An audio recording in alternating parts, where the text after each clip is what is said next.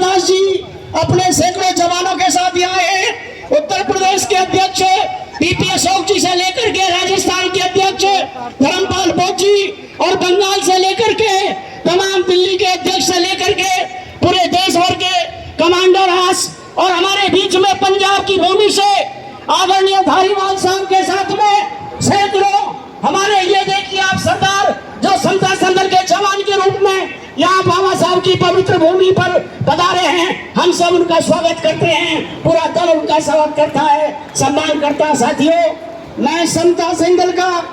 एक ऐसा सिपाही जिस सिपाही ने 1978 से समता संदल में संयोजक के रूप में काम शुरू किया और 1985-86 में राष्ट्रीय अध्यक्ष की जिम्मेदारी में मेरे साथ में आदरणीय एनपी निशान जी से लेकर के आदरणीय डॉक्टर जोशी साहब, डॉक्टर सीपी सिंह जी से लेकर के तमाम दल के जिम्मेदार साथियों ने राष्ट्रीय अध्यक्ष की जिम्मेदारी 1986 में सौंपी थी। इतना ही नहीं, 86 से लेकर 2001 तक इस देश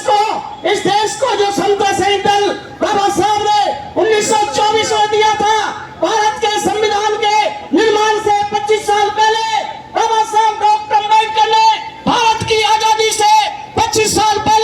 समता सैनिक दल की स्थापना की थी। साथियों, बाबा साहब डॉक्टर अम्बेडकर ने इस भारत में समता, स्वतंत्रता, न्याय पर आधारित समाज की स्थापना के लिए उस समय में समता संदल की स्थापना 24 सितंबर 1924 को की थी, जो हर जाति, हर समूह, हर देश के कोने कोने में बिना किसी जाति विभेद के, बिना किसी धर्म विभेद के मानवता के लिए काम करने का काम करे।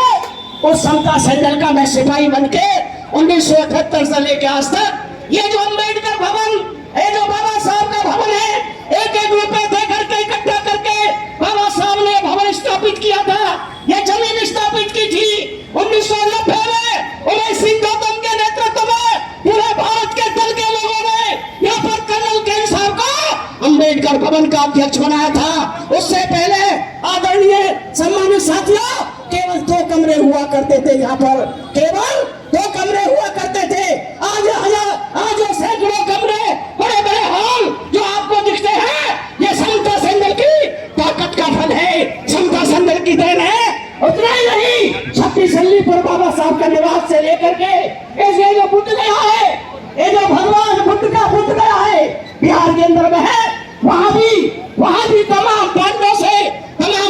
से मुक्त कराने का काम समता संदल 1990 से करता रहा है। इतना ही नहीं, बाबा साहब डॉक्टर अम्बेडकर जब लंदन कॉन्फ्रेंस के अंदर में जा रहे थे, 2000 जवान बाबा साहब के लिए एक रुपया इकट्ठा कर रहे थे और बाबा साहब डॉक्टर अम्बेडकर को लंदन भेजने के लिए